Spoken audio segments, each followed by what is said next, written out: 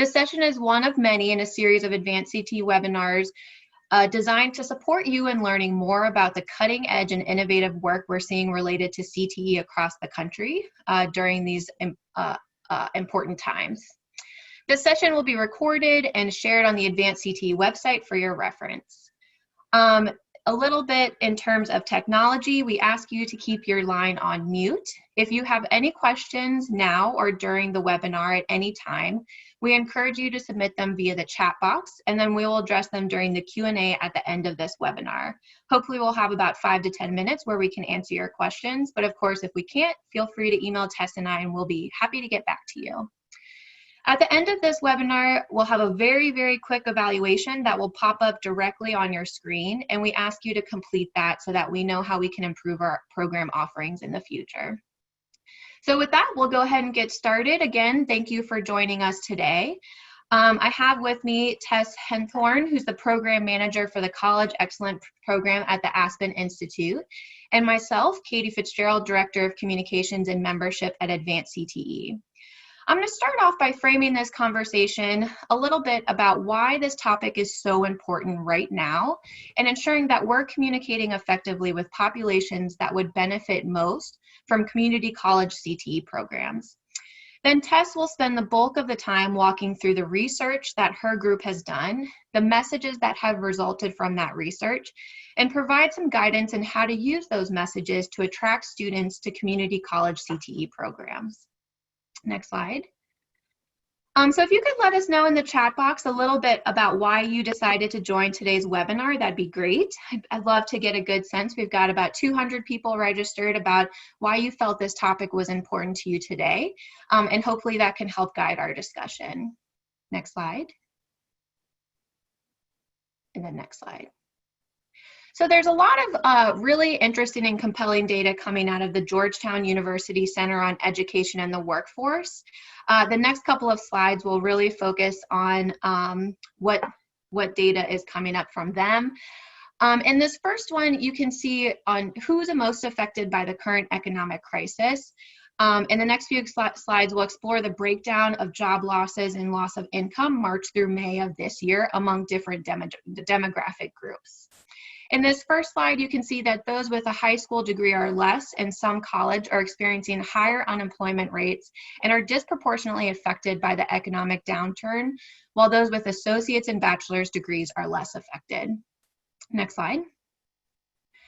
In this slide, you can see that the economic downturn is also affecting African American and Hispanic workers disproportionately as compared to whites, even though each group has the same education level. Next slide. And then in this third slide, where we're going to spend the bulk of our conversation today, you can see that those in the 18 to 24-year-old range are most affected in terms of loss in income during the crisis. And then my last sobering statistic before we get into some more solutions in this next slide is there's a lot of data coming out from groups like the Research for Equity and Recovery on that employers are predicting that about a quarter of their layoffs may be permanent. So they are not believing that the jobs that have been lost now will come back. This means that there is a vital need that those who are being affected most get the upskilling and reskilling needed to succeed in living wage, in-demand careers. We'll have a webinar in August where we'll explore what those careers look like now and in the future, so we're not going to get into that today. But it is clear that those with a higher education level have more opportunities to succeed during this economic downturn. Next slide. We do think that one solution of many to provide opportunities for those who are unemployed or underemployed to succeeding is upskilling and reskilling through CTE post-secondary programs.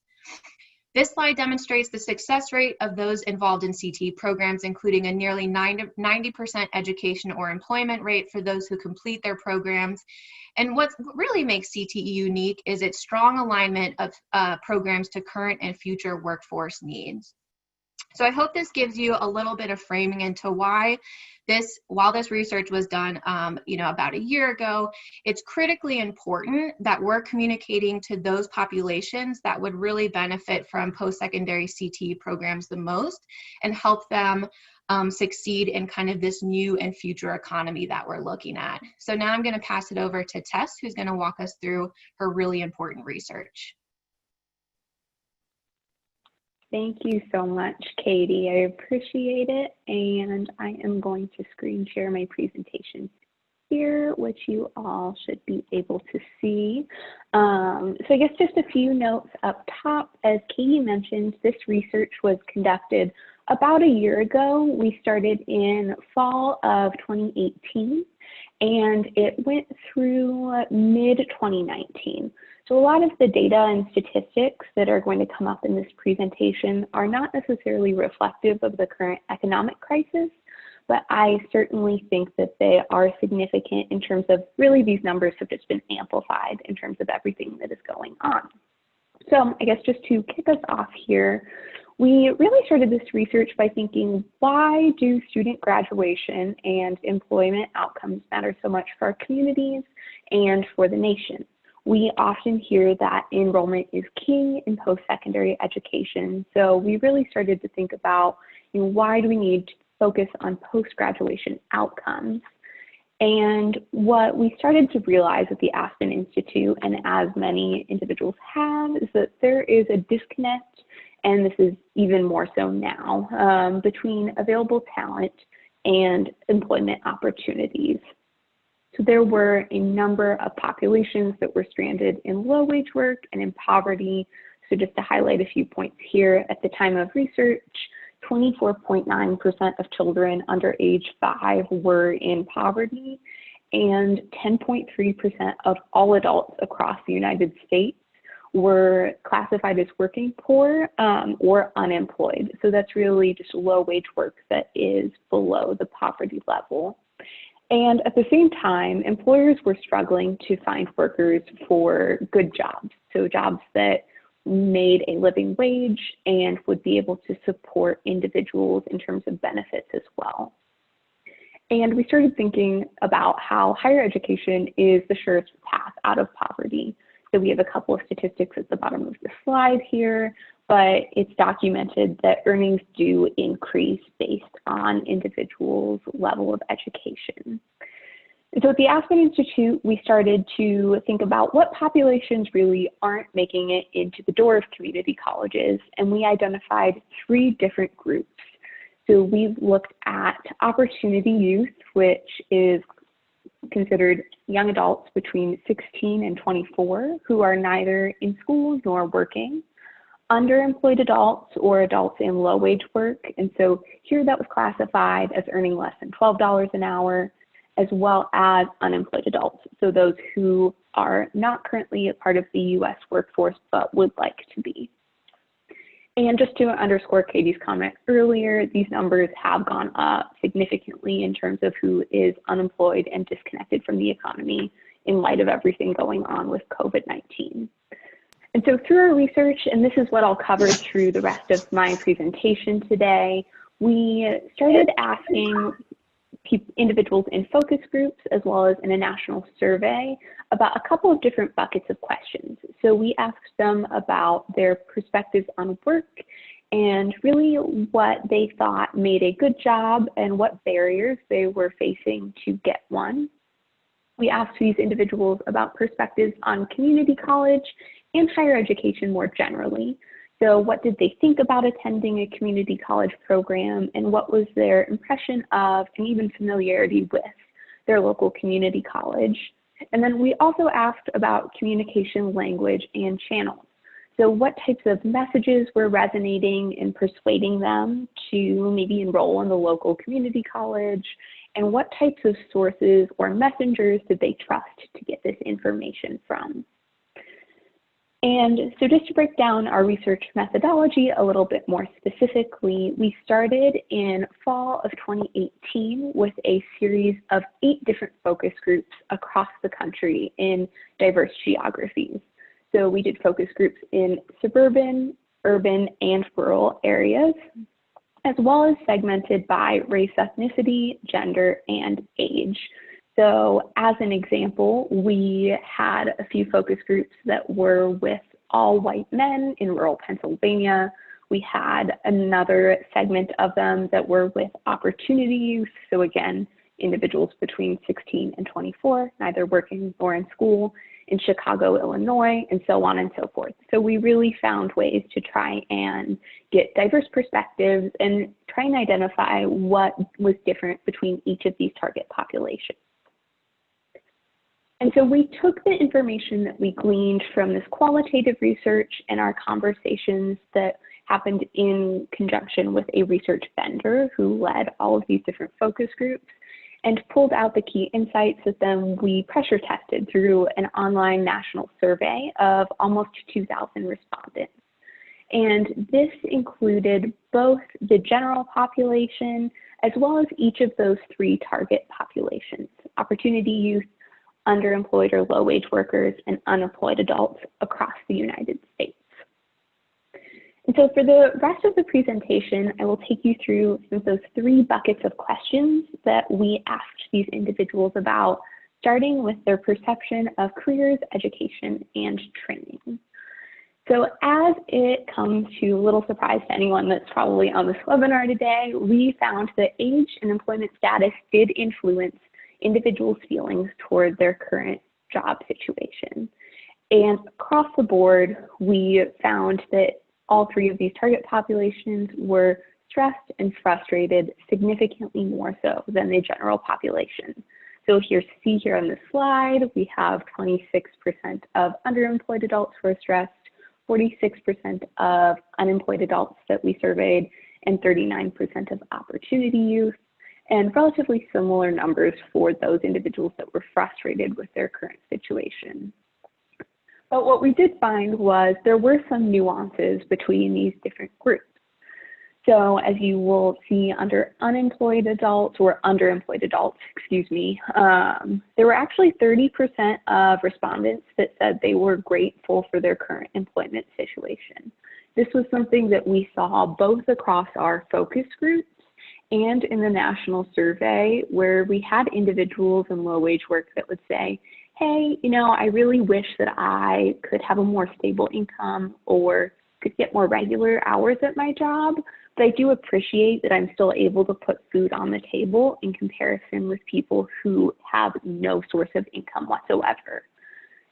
And we also saw that opportunity youth were significantly more hopeful, with 20% there, you'll see at the bottom of that bucket, significantly more hopeful than any other target population, including the general population, about their future job or career prospects.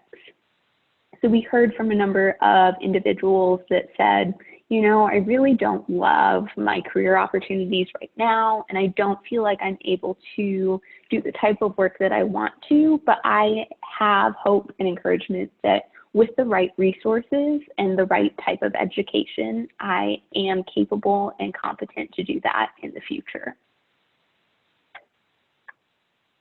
Yet, despite all of this and having these different feelings towards their job situations, all of the audiences that we spoke with indicated that they did face barriers and needed more job training. So to talk through this in a little bit more detail, we saw across the board, all of these populations agreed, at least half, that they wanted to find a better job, but they didn't know how.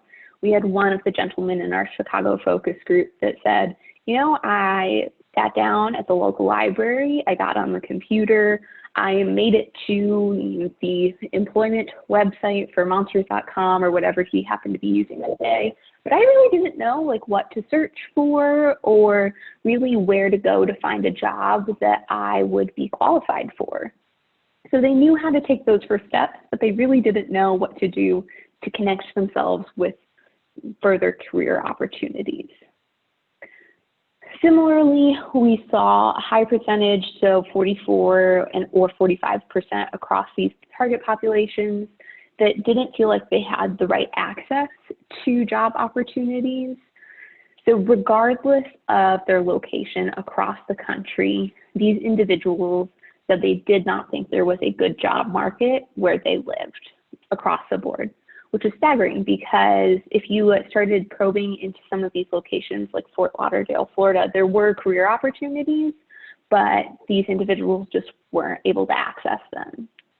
And then lastly, we saw there were high levels of interpersonal bias. So we saw that all of these segments of the population were roughly 30 to 40% of them saying, we don't really think employers want to hire people like me. And that, I should flag, did come up the most with our focus groups that were focused on Black respondents, but this was present across all of our conversations. And so as we started probing a little bit more, audiences started to identify that they really wanted two things from their future job or career: a blend of pragmatism and passion. And so to break that down a little bit more, we had 61% of individuals that strongly agreed with the fact that they wanted a reliable job with steady pay. They needed a position that could help them meet basic needs. We heard from so many individuals that came up and said, you know, I have access right now to a job that does pay me a living wage and I'm able to put food on the table, but the hours are so inflexible or unpredictable that I had to miss my 5-year-old's birthday party last week, or I can't really be able to spend time with my family in the way that I need or want to. So they really wanted to be able to meet those basic needs. At the same time, that these individuals wanted to have a job that they loved, and they wanted to be able to feel inspired or passionate about their work. And I should say with this, all of the respondents agreed this didn't have to be their dream job. It didn't need to be the thing that they've aspired to most. But individuals just indicated that they needed to have some level of personal interest or investment in the work they were doing day to day. And along those lines, many of these individuals had what our survey referred to as a hustle spirit that propelled their career interests. So in 6 of our 8 focus groups, individuals raised the idea of entrepreneurship as an ideal career path. And this is because respondents really desired perks like flexibility and the ability to be their own boss that came with this version of entrepreneurship and gig work. And many also aimed to enter the fields that they considered in demand based on media portrayals. So there were a number of stereotypes that we heard people push back against of individuals who did not want to try to find a job or were branded as lazy was something we heard. But we found and saw in the focus groups that there was a huge drive for this entrepreneurship based on a need to really get done what they needed to and be self-reliant in a way that was a response to bad job experiences in the past. Again, not because these individuals weren't wanting to try. So to turn now a little bit more to the attitudes around community college experiences, we also surveyed individuals on their familiarity with community colleges to think through how much are you aware of higher education and what types of impressions do you have. And we saw that familiarity with community colleges leads to more positive impressions of these institutions. And this feels like something that might be commonplace, that familiarity breeds positivity, but we did see that there were a number of factors for each of these populations that really did inform their perceptions. As you'll see pulled out here for underemployed or low-wage workers, familiarity with community college, but also having previously attended a community college, even if they did not complete their program, increased positivity, along with some sort of steady work. So only working in one job rather than being split between 3 different positions, and having an income greater than $26,000 per year. With unemployed workers, we saw this to be similar, although we interestingly found that males were increasingly more positive about community colleges, and similarly for opportunity youth, being familiar and also having attended a community college in the past did increase their interest in attending. But that all said, target populations in these 3 different groups are significantly less familiar with community colleges than the general population. And you'll see these quick stats here. But really, we were able to probe and figure out that these individuals would be interested, but they didn't know enough to figure out how community colleges would benefit them. And this is also clear and revealed that the messages then that community colleges and higher education more generally used to reach out to these individuals needed to address their pre-existing skepticism and biases in order to get them in the door. Many of these respondents indicated that someone in their personal network had a negative experience with college, and as a result, these individuals were often deterred. And notably, it did not matter what kind of institution was responsible for that negative experience.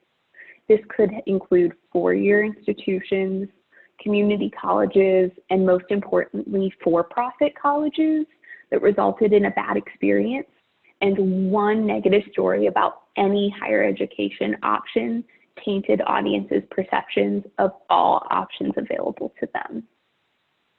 And secondly, we saw that participants really wanted program costs to be addressed because these audiences are very savvy. We presented them in the focus groups with essentially just a number for the cost of their education and asked them to respond to it, obviously within the context of their geography, and this was something that we had pulled and anonymized from local community colleges, and all of the groups were really skeptical. Most of them asked, what does this really cover? Does this include books? Does this include cost of transportation? Does this include childcare? And something we heard as a common refrain was, what or how is the community college trying to dupe me or trick me into signing up for this and then realizing I have $10,000 more that I need to pay in order to complete my program. And then lastly, we saw that messages to these populations needed to address opportunity costs, and that this was critical when evaluating program options and includes not only cost of program, but also the time invested. Individuals noted that they were willing to spend longer in a program with a flexible schedule. So let's say 18 months that was available online to complete at their own pace versus 18 months full-time in person that was just not feasible with the context of their life and their other demands going on their plate. And so what happens when you are messaging to these target populations? From our focus groups, we found that there were 5 messages and ideas that worked the best with these groups across the board. And I'll talk through these just to emphasize them a little bit, where the first was programs that fit your life. And this was a message that presents the most appealing aspects of community college programs and training, level of preparation, and relevance to the real world. So really what is able to be adapted and what's flexible to different individuals' life circumstances. The second message that resonated was you are in demand. So highlighting in-demand industries, employer interest in adults who are new to the workforce, as many of these individuals had been away from the workforce for 10 or even 20 years, and what good jobs are available. The third message that resonated was you're worth the investment. So empathizing with the practicalities and putting dreams within reach with some sort of guarantee for job placement. Everyone across the board wanted some sort of return on investment or a guarantee that their time and money would return in some sort of job or career at the end of their education. The fourth message that really resonated with our audiences was your path to a great job. So really framing these programs at community colleges as a path to build on their existing skills. These individuals did not have to start from scratch, and that they would lead to a career path that they would love and set them up for some sort of long-term success. And then lastly, the message that resonated with our audiences was you can do this and you're not alone. So this spoke to family and aspirations, and importantly, non-traditional student experiences to show that going back to school and completing an education is doable, but also that these individuals would have supports in place in order to get what they needed and finish the program and get into a good job. We saw so many people in our focus groups that said, you know, I would love to go back to school, but I'm really worried that my math or fill in the blank skill here is really just not going to be up to snuff with all of the unemployed adults or low-wage workers, sometimes referred to like kids that are coming right out of high school and going into community college. And they just felt a little bit uncomfortable and like they couldn't keep up. But this message really emphasized you are not alone and there will be supports in place to help you. And so we took these 5 messages and then tested them in the national survey and saw 2 consistently rose to the top as ones that made a pitch to both head and heart. So we saw that programs that fit your life, so the message that was really emphasizing flexibility and adaptability was something that appealed to all 3 of these audiences because it really allowed them to eat and continue putting food on the table with their current employment at the same time that then they could start to go back to school and upskill or learn new skills for a new job or career. And then we also saw that you're worth the investment. So our message on return on investment or ROI was really significant to individuals because they did not want to quit their jobs, but they were willing to take a short-term cut if that meant they would have long-term financial success. And so from those messages, we also saw that when colleges are using the language or different messages that appeal to audiences, populations have a statistically significant increase in their interest in programs.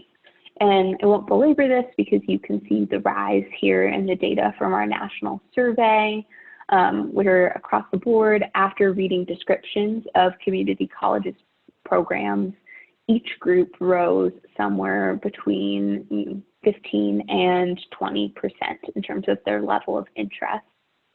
And specifically with this exercise, we included 2 different messages that we tested with different target populations. Both were identical with the exception of one message used the words community college, and the second message used the phrase new skills training. And by far, new skills training was a significantly higher rate of appeal to these individuals and was something that really resonated with them because it was not tied to the idea of something that is folk tech or really just going to be inapplicable to their interests, but that it would actually have some benefit to them in their future career. And an additional insight we saw from this research was that the language around careers and jobs is not interchangeable. So careers to these different populations were something they understood as long-term and secure. So we heard a number of folks that said, it is something they are going to be pursuing as a passion and that they can still make money with.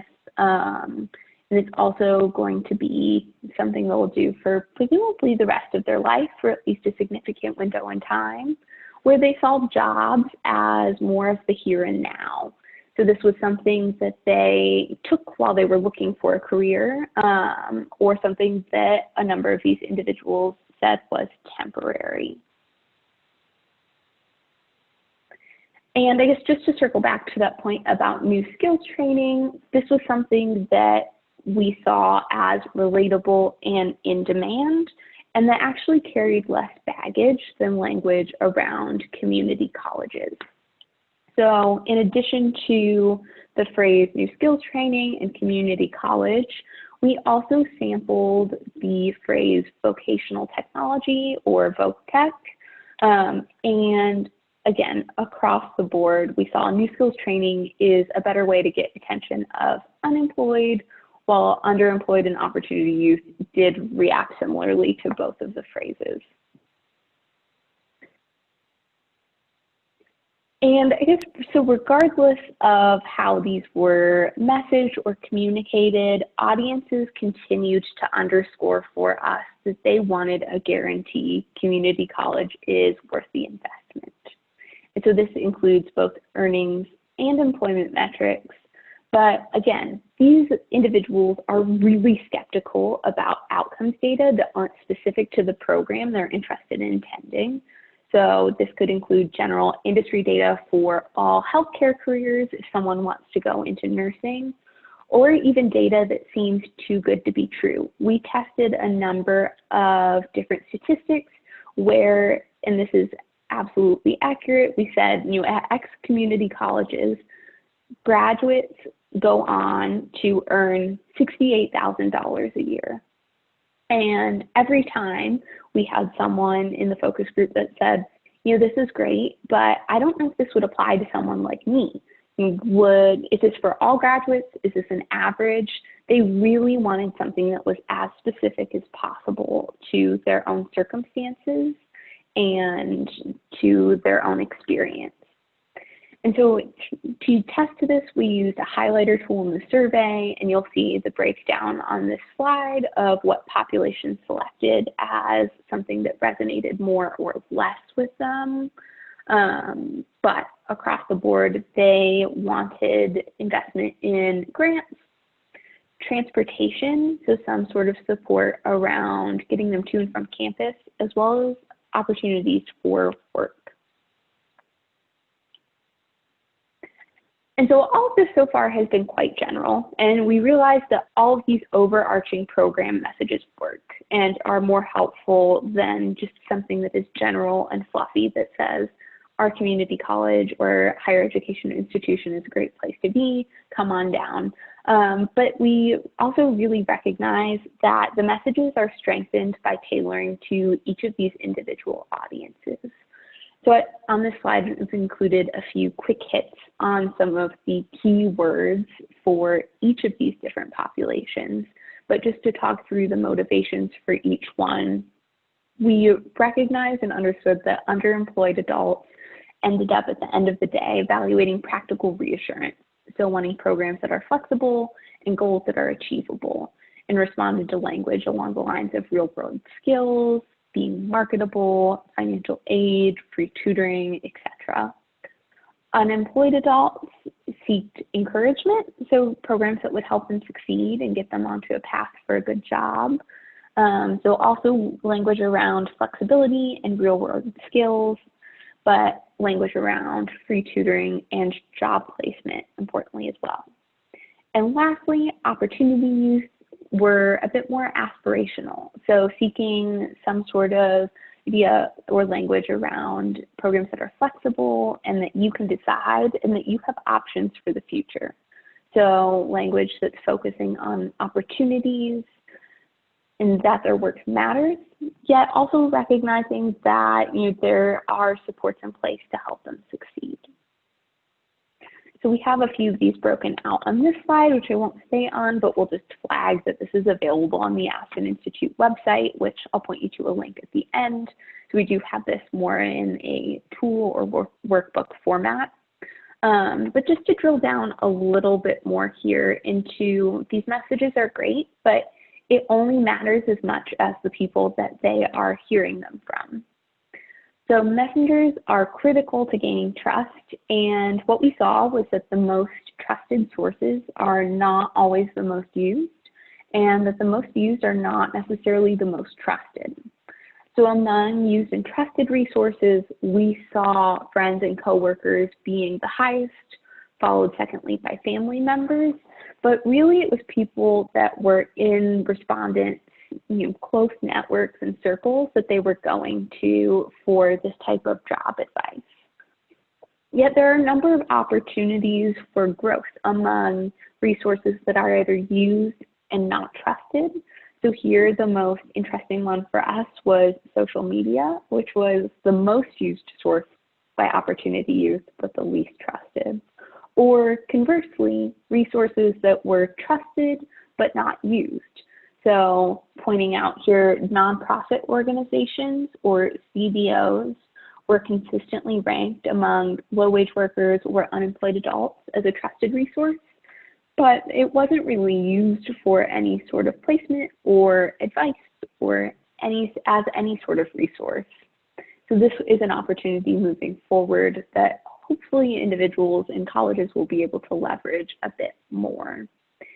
And in the interest of time, we'll skip past a couple of case studies and just hit on some final takeaways. But our research revealed a few key insights around messages that work. So at the end of the day, there were 4 important points, which are balancing pragmatism and passion, and that pragmatism should lead in messages, but we also need to reveal some sort of personal interest or provide encouragement about how careers and jobs can connect to individuals' own aspirations. So these are messages that emphasize both the how and the what. Number 2, key messages that work reinvigorate perspectives. So they are helping to reframe and reshape the picture of what today's educational experience looks like. And they're really helping to break down a lot of that baggage and personal experiences, which are often really dated, to essentially encourage individuals to give community colleges a second chance or a second thought. Third, we saw that messages that work focus on student success. So just talking about STEM categories very generally doesn't really resonate as it's intended, and audiences can often misinterpret what jobs fall within what category. But really messages that focus on how programs enable students' individual success worked the best. And then lastly, all 3 of these types of messages were paired with concrete examples. Every individual that we spoke with in our focus groups, and I imagine many of the ones from the national survey, approached messaging with some veil of cynicism and skepticism based on their current employment situations. As a result, some positive yet still very general messages came across as inauthentic, and so messages that succeed should provide some sort of concrete example and also mobilize word of mouth.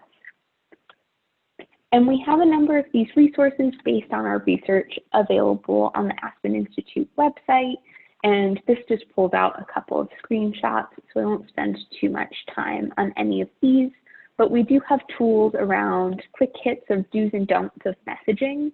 So we have lists of easy things that would be easily able to implement in your outreach to different individuals. And we also have a list of key language and common pitfalls based on each of these different target populations. And so I'll include the URL that you would want to use up top here on the slide. So it is highered.aspeninstitute.org/research.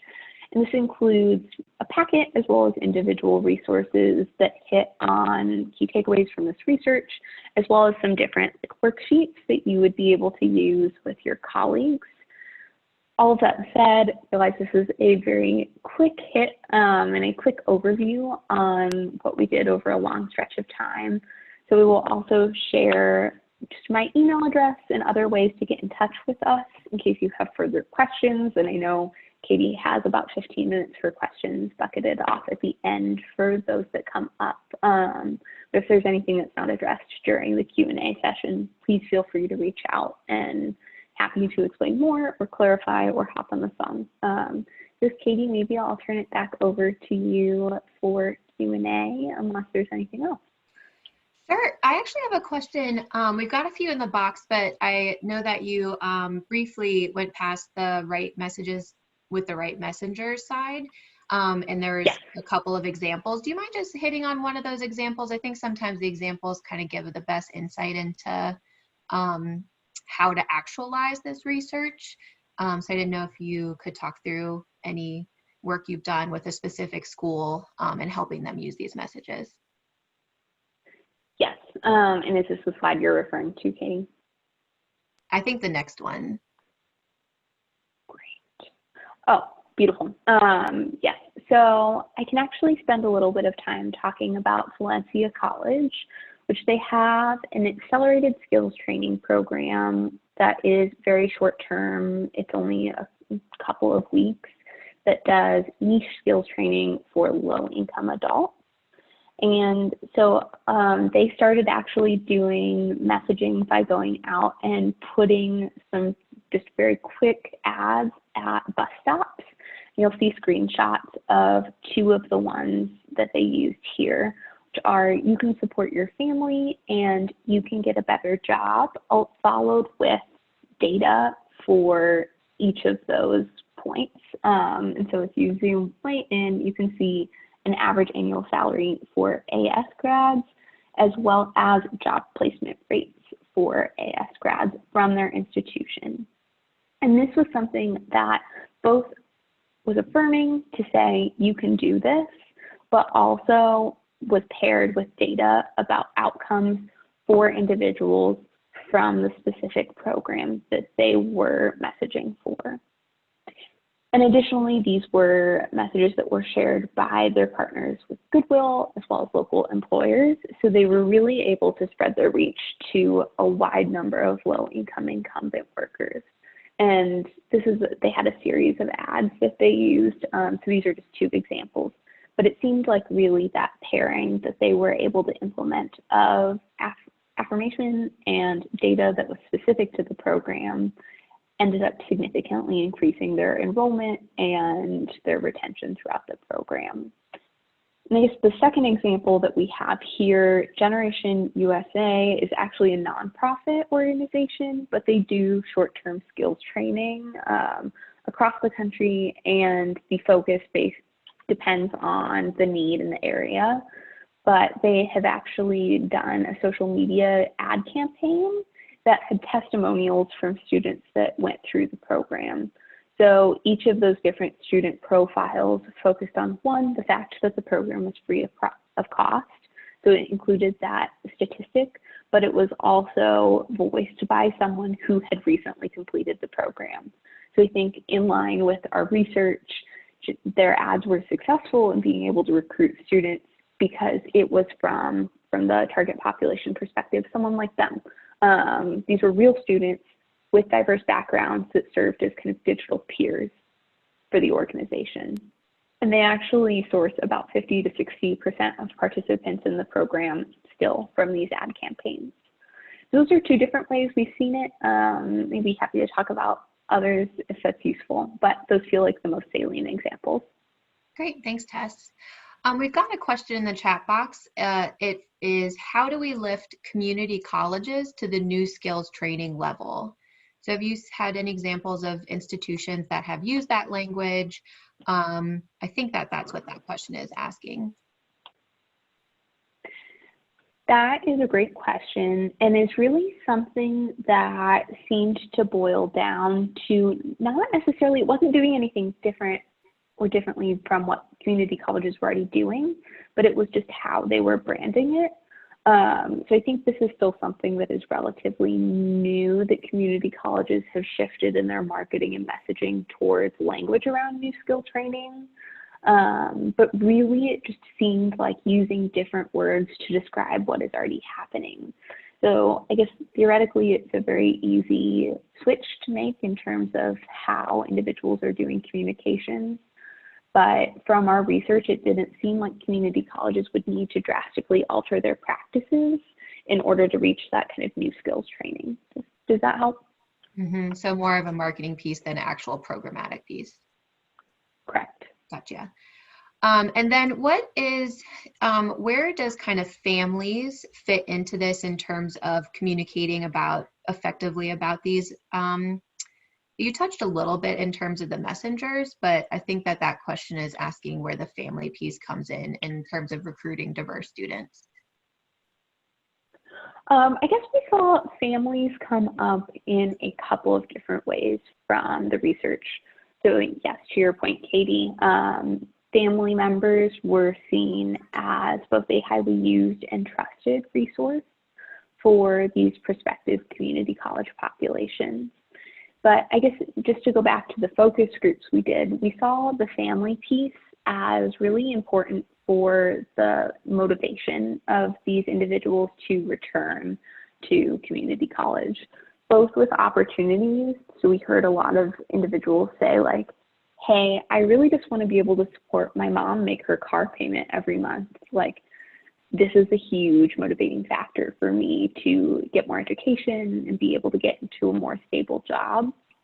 At the same time that we saw that as a motivation for either low-wage workers or unemployed adults, either in terms of motivation for their children or really just being able to provide for the family piece. So I guess it was less in terms of using family members as a recruitment mechanism, but more so as a motivation and as a messenger to really just have word of mouth of positive experiences for community colleges and, you know, planting the initial seeds.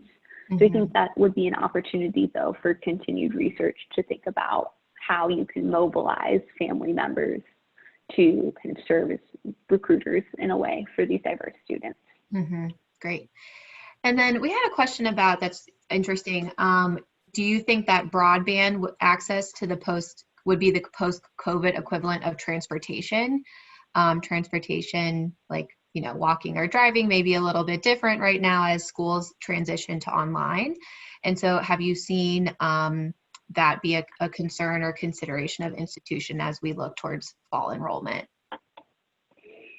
I think that would almost have to be. And I guess in a post-COVID world, I wouldn't want to assume we are fully online. So I think transportation, particularly for programs that are really reliant on work-based learning opportunities and some sort of in-person hands-on experience post-COVID, that would still have to be a factor. But I would think that programs have to account for broadband access as in terms of a student support. So I guess in short, yes. But I think that this is something really institutions and community colleges are still thinking through and working through a lot. As I imagine a lot of individuals on the webinar I've seen, there's kind of a mix right now of responses in terms of whether campuses are going to open back up in the fall or whether they are going to shift towards virtual delivery. So I think that'll be kind of a question over the next couple of months in terms of how much institutions can ramp up broadband support, but I think it will be critical. Great. And then we've got another question. Did this research touch on any different language? So did you use English or Spanish versions? And if so, did that help with positive engagement or recruitment with community college CTE programs? That is an excellent question. And we only focused on English as the primary marketing language, and all of the institutions were ones that did their primary marketing in English. But I think that would be a really interesting follow-up to this research to think about how Spanish or other languages come into play. Great. Any other questions? I'm not seeing any other come into the chat box. I think just a note that I really appreciate in this research as I was listening to this presentation is that so much of kind of what we do in terms of marketing CTE at the K-12 level or post-secondary level is really centering CTE instead of centering the student and what their needs are. And so I really liked that these messages really focused on what the learner needs were and how to communicate specifically to those needs, as opposed to kind of centering the institution or school as the solution. So really appreciate that kind of pivot in this messaging, certainly. Okay, I've got another question. Any thoughts on what outreach strategies work best to reach those adult students who are no longer meeting colleges at events, job fairs, etc.? Additionally, is there any data showing that adults are attending virtual events or info sessions? So for the first part of that question, I might point back actually to that Valencia ad, and I'll pull that back up here. But those different motivational posters that we saw paired with data for the accelerated skills training program, that was actually posted around Valencia on like as bus ads. So those were a way for the college to really access people as they were traveling. And I think that is probably the best example we've seen. But I think that, along with really stuff like Generation USA has done in terms of using social media to reach out to folks, would be effective strategies to still get in touch with these target populations. And I don't have as much around data, attending virtual events, or info sessions. We have the one data point about Generation USA's use of social media ads as a recruitment mechanism, but I'm not sure what attendance looks like, although I'd be happy to investigate a little bit. Yeah, just to build on that, I know that a couple of school districts we worked with on the K-12 side in Colorado actually used really short ads at the beginning of movie theater advertisements, and that was a way to reach a really wide variety of audiences. If you think about kind of students and parents or guardians going to see a movie together, it was a way to kind of spark that conversation. So again, more focused on K-12 recruitment, but I think could certainly transfer to kind of post-secondary learners and different types of learners. And then I haven't also seen data on any virtual kind of events or recruitment, but I know that there was a big recruitment event targeted towards or with a collection of HBCUs, so historically Black colleges, that seemed to be really well attended, and it was a collection of them from all across the country, and they did kind of campus tours and different things like that. So I wonder if there's ways to come together and leverage the resources among, obviously, hopefully non-competing community colleges or colleges that could help support those efforts as well. Great. Well, it looks like we don't have any other questions in the box, but I want to thank you, Tess, so much for joining us today. I think this is especially important, like I mentioned this earlier in this session, that we really focus on kind of upskilling and reskilling of everyone that needs it, but especially focusing on those populations that are most vulnerable and really need it the most is going to be more important than ever as we see kind of the economic downturn continuing. So I want to thank you again, Tess. Thanks to Sarah, who's been behind the scenes of all of our summer learning series and doing a really wonderful job running these events. And we've got 2 more webinars coming up, one on the 2020 election landscape and how we see implications for career technical education, and then another, which I mentioned at the top of this session, on CTE's role in the future of work and the economic recovery. So what does some of those jobs look like and careers look like that we can anticipate? Again, this session has been recorded and will be put on the Advanced CTE website. We'll also send a recording link as well. And then if you'd like the PowerPoint slides, we can certainly send them too. And then as we close this out, Sarah is going to put on a very short evaluation, if you don't mind taking that, so that we can be sure to improve these sessions as we continue them. That would be great. So thank you all and have a wonderful evening and a great weekend.